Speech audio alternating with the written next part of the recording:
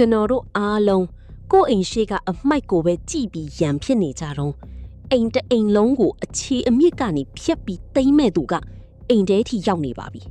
မိတ်ဆွေတင်မြင်နေရတဲ့မြင်ကွင်းနေဟာတာမန်စစ်ပွဲတစ်ခုရဲ့ရလတ်မဟုတ်ပါဘူး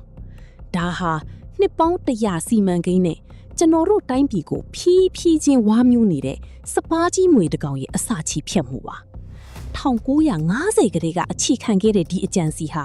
အခုဆိုရင်လက်တွေ့ဖြစ်လာနေပါပြီဒီနေ့မှာအာနာသိန်းကောင်းဆောင်ကငိမ့်ချမ်းရေးအတွက်ရပ်ပေါင်း100ဆိုတဲ့စကားလုံးကိုသုံးလာတယ်။တီချာစဉ်းစားကြည့်ပါ။ဒါဟာငိမ့်ချမ်းရေးလား။ဒါမှမဟုတ်သေမင်းတကားဝမှာနောက်ဆုံးဆွဲတဲ့အချိန်လား။အာနာသိန်းစစ်ကောင်စီကပြောလာတဲ့100ရဲ့ငိမ့်ချမ်းရေးဆိုတာတကယ်ငိမ့်ချမ်းချင်လို့မဟုတ်ပါဘူး။ဧပြီကနေဇူလိုင်အထိသူတို့လိုချင်တာကအချိန်မှာ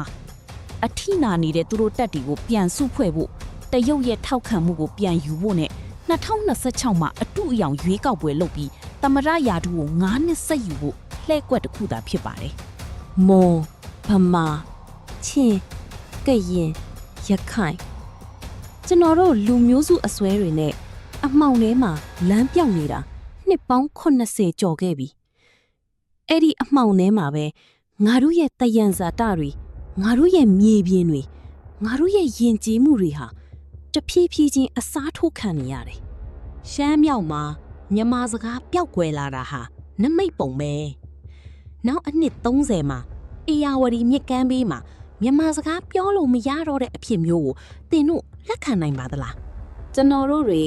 လူမျိုးစွဲဒေသစွဲတွေနဲ့အချင်းချင်းစကားများနေမယ်ဆိုရင်2050မှာဒီမြေပုံပေါ်မှာမြန်မာနိုင်ငံဆိုတာရှိတော့မှာမဟုတ်ပါဘူး